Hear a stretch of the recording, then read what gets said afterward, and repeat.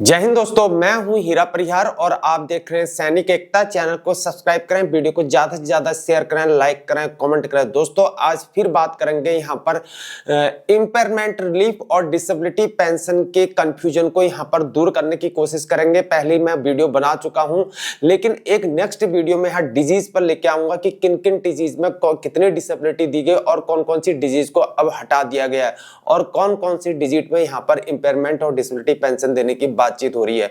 लेकिन अभी बात करेंगे यहाँ पर कुछ डाउट्स होते हैं इंडियन आर्मी, इंडियन एयरफोर्स और इंडियन नेवी में जो लोग यहाँ पर सर्विस कर रहे हैं, लेकिन अनफॉर्चुनेटली यहाँ पर वो डिसेबल्ड हो जाते हैं, तो मिलिट्री उस वाले केसेस में उनको डिसेबिलिटी पेंशन प्रदान करती है। कई प्रकार के हो सकते हैं, लेकिन उनके साथ ही उनको यहाँ पर इम्पेयरमेंट रिलीफ भी दिया जाता है। जिनको डिसेबिलिटी पेंशन नहीं मिलता उनको इम्पेयरमेंट रिलीफ मिलता है। लेकिन आज इसमें से कुछ क्वेश्चन आंसर हैं, उन क्वेश्चन आंसर्स को आपको क्लियर करने की कोशिश करेंगे। आओ आगे बढ़ते हैं ज्यादा बातें न करते हुए। ARGMO 2023 यानी कि गाइड टू मेडिकल ऑफिसर्स जो है उसकी गाइडलाइन के अनुसार 2023 के अनुसार जो है यहाँ पर वो सारे क्वेश्चन है। पहला क्वेश्चन है when do ER and GMO 2023 come into effect, यानी कि ERGMO 2023 कब से यह प्रभावी होगा। It is stated that here are no policy और entitlement related changes in the ER in the same has been revised. इसमें कोई पॉलिसी में इंटाइटलमेंट में कोई भी बदलाव नहीं किया गया है, लेकिन बोल रहा है has been revised updating keeping, लेकिन इसको समय समय पर बदलाव करना बहुत जरूरी है, इसलिए इसको संशोधित किया गया है। बदलाव नहीं किया गया है, लेकिन इसमें क्या किया गया है, संशोधन किया गया है। In view with the provision as laid down in base MOD letter on the subject dated 31 January 2001, यानी कि ये MOD मिनिस्ट्री ऑफ डिफेंस का लेटर नंबर 31/1/2001 के अकॉर्डिंग जो है इसमें संशोधन किया गया है। Aim to the streamline the procedure followed the assessment the entitlement without any ambiguity to avoid litigation. ER and GMO 23 shall apply web 21 September 2023, और बिना किसी आरोप प्रत्यारोप के जो है इसको 21 सितंबर 2023 से इसको लागू कर दिया जाएगा। उसके बाद सभी के लिए यह लागू होगा। Who are affected by ER and GMO 2023? कौन ERGMO 2023 से कौन इससे प्रभावी होंगे, इनका कहने का मतलब है किनके लिए यह लागू है। मोस्टली इनके कहने का मतलब यह है ऑल केसेस ऑफ डेथ, पूरे जितने भी डेथ केसेस होते हैं उन पर लागू है। रिलीज यानी कि जो रिटायर होते हैं उनके लिए लागू है। डिस्चार्ज जो डिस्चार्ज आ रहे हैं उनके लिए लागू है। रिटायरमेंट जो रिटायरमेंट हो रहे हैं उनके लिए लागू है। और superannuation and invalid out of service, जिनको इनवैलिड करार कर दिया जाता है, बोर्ड आउट कर दिया जाता है, उनके लिए लागू है। 21 सितंबर 2023 से उनको ये लागू है। The cases where the RMB had started period to 21 September 2023, यानी कि जो है रिलीज मेडिकल बोर्ड जो है यहाँ पर 21 सितंबर 2023 से इनको लागू कर दिया जाएगा। But finalize after 21 September 2023 in those cases the medical board में finalize the report as per ERGMO 2023। यहाँ पर जो है मेडिकल यहाँ पर बोर्ड को बताया गया है कि 21 सितंबर 2023 से जो है इसको शुरू कर दिया जाए। डू ER एंड GMO 2023, क्या ER और GMO 2023 इफेक्टेड फैमिली पेंशनर, क्या यह फैमिली पेंशन को इफेक्ट करेगा। यानी कि फैमिली पेंशन मतलब जो सर्विस करता था, रिटायर हो गया, रिटायर आने के बाद उसकी डेथ हो गई, और डेथ होने के बाद उसकी नेक्स्ट ऑफ किन यानी कि स्पाउस, उसकी पत्नी को पेंशन मिलती है, दैट्स कॉल्ड फैमिली पेंशन। या उनके बच्चों को मिलती है ऑर्फन पेंशन, फैमिली पेंशन, अगर इनके माता पिता 25 साल तक मिलती है उनको ना हो तो इस प्रकार वाला केसेस में जो है बोला वे इफेक्टेड पास्ट पेंशनर, या वो पास्ट पेंशनर हो, भूतपूर्व पेंशनर हो, फैमिली पेंशनर हो, already in receipt of death, वो ऑलरेडी यहाँ पर अगर डेथ उनकी हो गई तो वो ले चुके हैं, डिसेबिलिटी कंपनसेशन ले चुके हैं और फैमिली पेंशन भी ले रहे हैं, तो उनमें कोई भी बदलाव नहीं होगा। Who are personal treated as invalid of service, किनको यहाँ पर invalid of service जो है यहाँ पर ट्रीट किया जाएगा बोल रहा है। Only those personnel who are boarded out of service, केवल वही लोग यहाँ पर जो boarded out किया जाएंगे, यानी डॉक्टर भेज दे या CO घर भेज दे, तो उनको invalid करार दिया जाएगा on medical ground, यानी कि medical ground उनकी terms of engagement जो होगी वहां पर टर्म्स जो होगी वहां पर क्या होगा, ऑन मेडिकल ग्राउंड होगा, जिसमें कंप्लीशन ऑफ सर्विस होता है, किसी का डिस्चार्ज ऑन रिक्वेस्ट होता है, और किसी का अगर वॉलंटरी रिटायर जाएगा तो और यहाँ पर जो मेडिकल ग्राउंड पे जाएगा मेडिकल ग्राउंड पे आएगा, और जब वो रिटायर आ जाएगा तो उसका पीपीओ में इनवैलिड पेंशन करके करार दिया जाएगा, यानी कि उनको इनवैलिड आउट कर दिया जाएगा। तो उनका पीपीओ इनवैलिड पेंशन का बनेगा, उनके 2 पीपीओ बनेंगे। तो their terms of engagement, sorry मैं कहां पहुंचा था, service on medical ground completing their terms of engagement are treated as invalid from, इसको जो है इनवैलिड फ्रॉम सर्विस माना जाएगा। What does deem it to be have been invalid from service mean, इसका क्या मतलब है, यह कैसे मान्य होगा कि मतलब ये इनवैलिड फ्रॉम सर्विस है। पीबीओआर किनके लिए ये मान्य होगा, बोला पीबीओआर, जो पीबीओआर है यानी कि ऑफिसर बिलो रैंक्स, यानी कि सिपाही से लेके ऑनरी कैप्टन तक, या क्या बोलते हैं वैसे यहाँ पर नेवी और एयरफोर्स के equivalent ranks. Category other than सेफन एंड आर, मतलब सेफन को हटा के, and discharge because no alternative employment, उनको डिस्चार्ज कर दिया गया क्योंकि उनके लिए कोई भी वहां पर अल्टरनेटिव एम्प्लॉयमेंट देने का ऑप्शन उनके लिए बचा ही नहीं था, इसलिए उनको डिस्चार्ज किया गया बटालियन के अंतर्गत।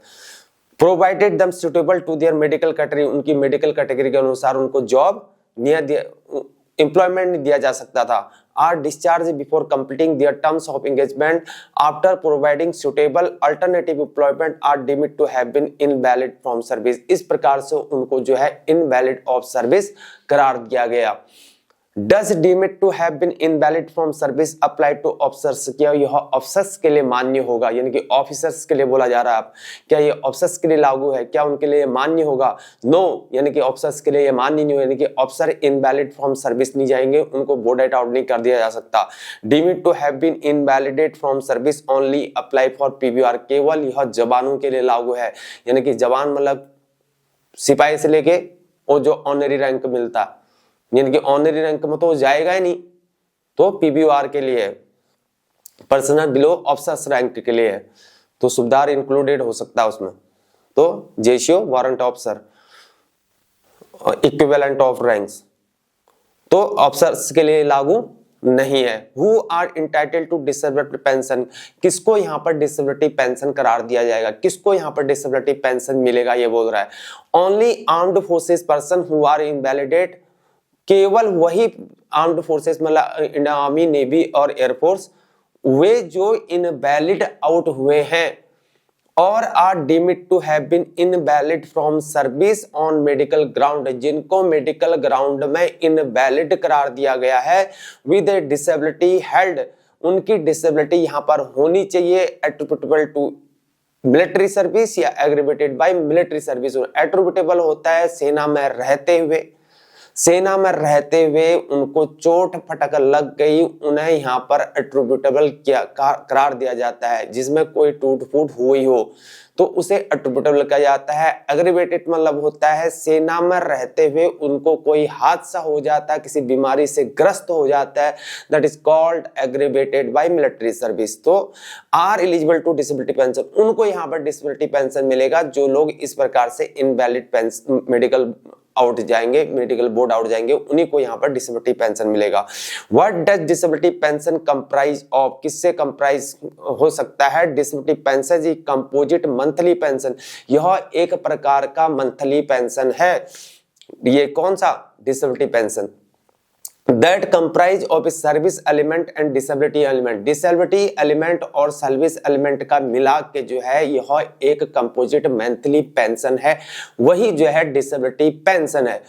कहने का मतलब है सर्विस एलिमेंट क्या हो गया? जो लास्ट रिकॉनेबल इमोलमेंट्स, यानी कि उसकी जो जब वो रिटायर हो रहा था उस समय की उसकी बेसिक पे कितनी थी, मिलिट्री सर्विस पे कितना मिल रहा था, क्लास पे कितना मिल रहा था, अगर टेक्निकल वाला है, एक्स ग्रुप वाला है, ईएमई, सिग्नल, आर्मर्ड और एयरफोर्स, नेवी इत्यादि में अगर वो यहाँ पर ग्रुप पे लेता है तो उसका ग्रुप पे भी उसमें इंक्लूड होगा, डीए इंक्लूड नहीं होगा, ओ इंक्लूड होगा, इतनी चीजें इंक्लूड होंगी, तो वो क्या हो गया? रिकॉनेबल इमोलमेंट सर्विस एलिमेंट्स हो गया।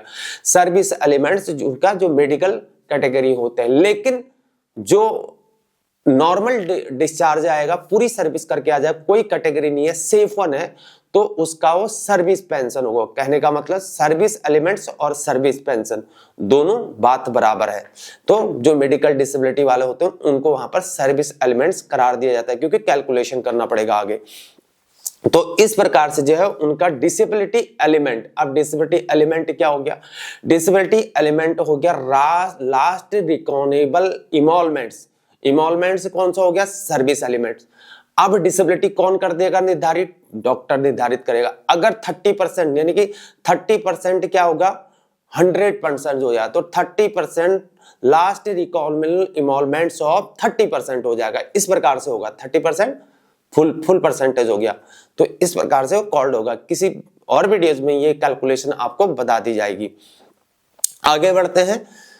What are armed forces personnel who retire, armed forces personnel जो है रिटायर हो रहे हैं, आर रिलीज डिस्चार्ज हो रहे हैं, रिलीज हो रहे हैं from service completing their terms of, अगर वो पूरी सर्विस करके अगर वो रिटायर हो रहे हैं, टर्न्यूवर पूरी टर्न्यूवर करके हो रहे हैं, और attaining the age of retirement discharge entitled to.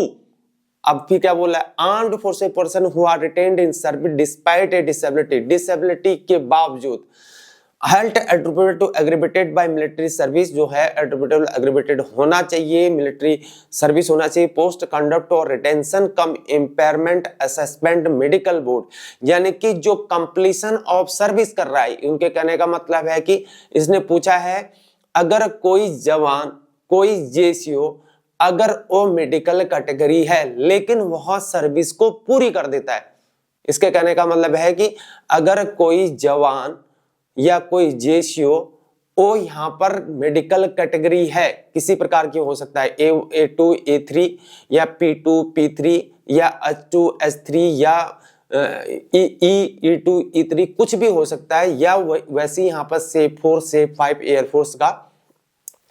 तो इस प्रकार से जो मेडिकल कैटेगरी होगी, अगर वो पूरी सर्विस करता है, उस वाले केसेस में उसको यहाँ पर इम्पेयरमेंट रिलीफ मिलेगा बोल रहा है। और नंबर दूसरा, अगर वो वॉलंटियर डिस्चार्ज जाता है, वॉलंटियर डिस्चार्ज यानी कि सिपाही की सर्विस कितनी, 17 साल, या नायक की सर्विस कितनी, 22 साल, तो उसी प्रकार से एयरफोर्स का बॉन्ड सिस्टम जो उन्हें भरा होता है। लेकिन वो अपनी सर्विस यानी कि कलर सर्विस से अगर वो पहले जाता है, मेडिकल कैटेगरी है, यानी कि सिपाही 17 साल सर्विस करता है, नायक 22 साल सर्विस करता है, लेकिन वो 20 साल में रिटायर जाना था, उसने लिख के दे दिया प्रीमेच्योर डिस्चार्ज जाना चाह रहा, 2 साल पहले गया, लेकिन वो मेडिकल कैटेगरी है। तो मेडिकल कैटेगरी है, लेकिन उस वाले केसेस में डॉक्टर ने उसको असिस्ट किया होना चाहिए आरएमबी में 20% डिसेबिलिटी, तो उस वाले केसेस में उसको इम्पेयरमेंट रिलीफ मिलेगा। तो आगे बढ़ते हैं। Come impairment assessment medical board and associated retention in service order thereafter and subsequently retires और are release discharge on completing their terms of engagement turnover attaining the age of retirement discharge are eligible to awarded impairment relief, यानी कि उनको impairment relief मिलेगा, disability pension नहीं मिलेगा। Impairment relief means compensation, compensation means राहत, राहत means अंशदान, अंशदान मतलब अनुदान। द इम्पेयरमेंट रिलीफ मुआवजा, या कह सकते हैं मुआवजा, इम्पेयरमेंट रिलीफ मतलब मुआवजा, may be paid in addition the retiring pension gratuity, यानी कि ग्रेजुएटी रिटायरिंग पेंशन यानी कि पेंशन में जुड़ जाएगा बोल रहा है। जब आप रिटायर हो गए तो ये क्या होता है, ये इम्पेयरमेंट रिलीफ हमारे पेंशन में जुड़ेगा। ग्रेजुएटी ऑफिसर्स, और ऑफिसर्स के ग्रेजुएटी में जुड़ेगा, अगर ऑफिसर्स के लिए लागू है यहाँ पर इम्पेयरमेंट रिलीफ, ऑफिसर्स के लिए भी लागू है। और सर्विस रूल्स दोनों बराबर होंगे। और सर्विस पेंशन या तो सर्विस पेंशन में जुड़ जाएगा, और ग्रेजुएटी पीबीआर या तो जवानों के पीबीआर जवानों के भी ग्रेजुएटी में जुड़ेगा, यानी कि लम सम अमाउंट की बात हो रही है। इस ये इम्पेयरमेंट जिसे हम कैपिटलाइज लमसम अमाउंट बोलेंगे, कैपिटल डिसेबिलिटी यहाँ पर इम्पेयरमेंट रिलीफ हो गया हो। Is impairment relief different from disability element, क्या इम्पेयरमेंट रिलीफ जो है डिसेबिलिटी एलिमेंट से डिफरेंट है? नो बोला, नो नहीं है। Impairment relief in the shape of erstwhile disability element, ये इम्पेयरमेंट रिलीफ जो है डिसेबिलिटी एलिमेंट से जो है नहीं है, लेकिन इससे भिन्न है बोला। लेकिन इसका क्या है, प्रतिरूपी है बोला, ये पूर्ववर्ती है बोला है, ये बोला है ना, और अष्टवाइल मतलब पूर्ववर्ती है। ये बोला है। फिर क्वेश्चन को समझे, is impairment different from disability element, क्या इम्पेयरमेंट रिलीफ डिसेबिलिटी एलिमेंट से भिन्न है? तो आंसर है नो, नहीं है। Impairment relief is the same as the erstwhile disability element, नहीं है, लेकिन इम्पेयरमेंट रिलीफ जो है डिसेबिलिटी एलिमेंट से भिन्न है, लेकिन यह इसका पूर्ववर्ती है बोल रहा, इस प्रकार से बताया गया है, पूर्ववर्ती है बोल रहा है। Why was the terms disability element changed to impairment? लेकिन इसको disability element से चेंज क्यों किया गया impairment relief में? आंसर है disability elements awarded to personnel retiring, released, discharged has been changed to impairment relief। disability element award को जो लोग पर्सनल यहाँ पर रिटायर हो रहे हैं फौजी बंदे और या रिलीज हो रहे हैं, डिस्चार्ज हो रहे हैं, लेकिन उनको चेंज कर दिया है इम्पेयरमेंट रिलीफ में। Distinctly it form the disability element और डिसेबिलिटी पेंशन, डिसेबिलिटी पेंशन का disability element awarded to personnel invalid from service which remains unchanged, यानी कि जो इनवैलिड होंगे उनको डिसेबिलिटी पेंशन मिलेगा और बाकी को यहाँ पर क्या मिलेगा? इम्पेयरमेंट रिलीफ मिलेगा। तो जो इनवैलिड जाएगा उसको डिसेबिलिटी एलिमेंट और यहां पर सर्विस एलिमेंट दोनों मिलेगा। अब आगे बढ़ते हैं। Has there been any change the rate of disability element post in remaining impairment relief, क्या इसमें कोई बदलाव किया गया है? इसके अमाउंट में बदलाव किया गया है, ये बताया गया है। देयर इज नो चेंज, इसमें कोई चेंज नहीं किया है। In the rate of impairment relief vice versa disability element, जो है डिसेबिलिटी एलिमेंट की तरफ जो है इसमें उसी की तरह रखा गया है और इसमें कोई चेंजमेंट नहीं किया गया, लेकिन चेंज किया गया है क्योंकि उसमें डीआर नहीं मिलता है। Is there change in other ratio of death disability pension, कोई चेंज किया गया है डेथ वाले केसेस में, डिसेबिलिटी कंपनसेशन में, डिसेबिलिटी मुआवजे में? देयर इज नो चेंज, कोई चेंजमेंट नहीं किया गया है। In the rates of any death disability compensation, यानी डिसेबिलिटी डेथ कंसेशन में कोई भी चेंज नहीं किया गया है, ठीक है ना। उनको मिलेगा ही मिलेगा, जैसे पहले चला था वैसे ही चलेगा और बाकी सरकार बदलते रहेगी, यानी कि ज्यादा भी कर सकती है। Has there been any change in entitlement from battle casualty, क्या कोई बैटल कैजुअलिटी वाले केसेस हैं तो उनके एंटाइटलमेंट में कोई चेंजमेंट लाया गया है? बोला नहीं लाया गया है। There have been no change in the entitlement, कोई चेंजमेंट नहीं किया गया एंटाइटलमेंट में for any category of death disability of category D and D, D और ई कैटेगरी में कोई भी चेंजमेंट नहीं किया गया है। What the disability compensation and cadets entitle to, लेकिन जो मृत्यु हो जाती किसी की, डिसेबिलिटी कंपनसेशन मुआवजा हो जाता, मुआवजा दिया जाता है, क्या कैडेट्स के लिए भी ये इंटाइटल्ड होगा लागू? कैडेट्स हार इनवैलिड है, जो कैडेट्स जो है यहाँ पर यानी कि एनडीए या जो यहाँ पर आईएमए में ट्रेनिंग करते हैं या खड़वासला में ट्रेनिंग कर रहे हैं या कहीं पर पुणे में ट्रेनिंग कर रहे हैं, ओटीए में कर रहे हैं, किधर भी ट्रेनिंग कर रहे हैं, वे सारे कैडेट्स जो है बोल रहा है इनवैलिड होंगे। ई बोडेड आउट, यानी कि उनको बोर्ड आउट कर दिया जाता है, डॉक्टर घर भेजेगा या कमांडिंग उनका जहां ट्रेनिंग कर रहा है ट्रेनिंग ऑफिसर उनको घर भेजेगा, ट्रेनिंग जो हेड ऑफ द बॉस और ट्रेनिंग ऑन अकाउंट ऑफ ए वॉन्ड, यानी कि घायल हो गए हो तब उनको आउट करेगा जाएगा। इंजरी, यानी कि इंजरी हो गई हो। Medical condition that is attributable to military training, यानी कि एट्रिब्यूटेबल टू मिलिट्री ट्रेनिंग उनको होना चाहिए या एग्रीवेटेड बाय मिलिट्री ट्रेनिंग हो सकता है सेल्फ, लेकिन इसमें लिखा नहीं है, लेकिन जो है वो होगा जरूर क्योंकि मैंने ऑलरेडी एक वीडियो बना रखी उसमें रूलिंग में प्रॉपर तरीके से लिखा है एग्रीवेटेड बाय मिलिट्री ट्रेनिंग, यानी कि फौज में ट्रेनिंग करते करते भाई हो सकता है खाने में कुछ प्रॉब्लम हो सकती है, फूड पॉइजन हो सकता है, शरीर में नुकसान हो सकता है, that is called aggravated by military training, उसका भी हादसा हो सकता है। तो liberalised by training military training भी हो सकता है, लिबरलाइज्ड वाले केसेस भी हो सकते हैं, छुट्टी आया है कुछ भी हो सकता है, भूकंप आ गया, डिजास्टर नेचुरल डिजास्टर हो गया, उस वाले केसेस में भी मिलेगा। ऐसा नहीं होगा किसी को नहीं मिलेगा, मिलेगा जरूर। कोई ये सोच रहा होगा कि मैं नहीं मिलेगा, मैं ट्रेनिंग कर रहा हूं नहीं मिलेगा, तो मिलेगा जरूर। तो इस प्रकार से military training eligible for x gratia disability award, तो वो जो है एक्स ग्रेशिया डिसेबिलिटी अवार्ड के लिए यहाँ पर एलिजिबल होंगे। In addition to military ex gratia in case of death, अगर डेथ हो जाती है एट्रिब्यूटेबल टू मिलिट्री ट्रेनिंग के दौरान जो किसी की डेथ हो जाती है, भगवान न करे ऐसा किसी के साथ हो, इन द एलिजिबल अनोखे ऑफ द कैडेट्स, इस प्रकार से उनके अनोखे नेक्स्ट ऑफ किन उनके मदर और फादर हो सकती है, विल जिसको दिया होगा उस समय। The cadets shall be the eligible for the one time ex gratia lump sum compensation, उनको lump sum compensation ex gratia award दिया जाएगा एक मुश्त। Cadets who are invalid from training, जिनको invalid from training कर दिया जाएगा, and whose disability in held to not attributable to military service shall only be eligible for month ex gratia, इस प्रकार से उनको जो है monthly ex gratia यहाँ पर awarded किया जाएगा not attributable to military service वाले केसेस में। Are any recoveries of the disability compensation planted post issue of ER GMO 23 बोला नहीं है recoveries are plant based ER GMO 2023 में।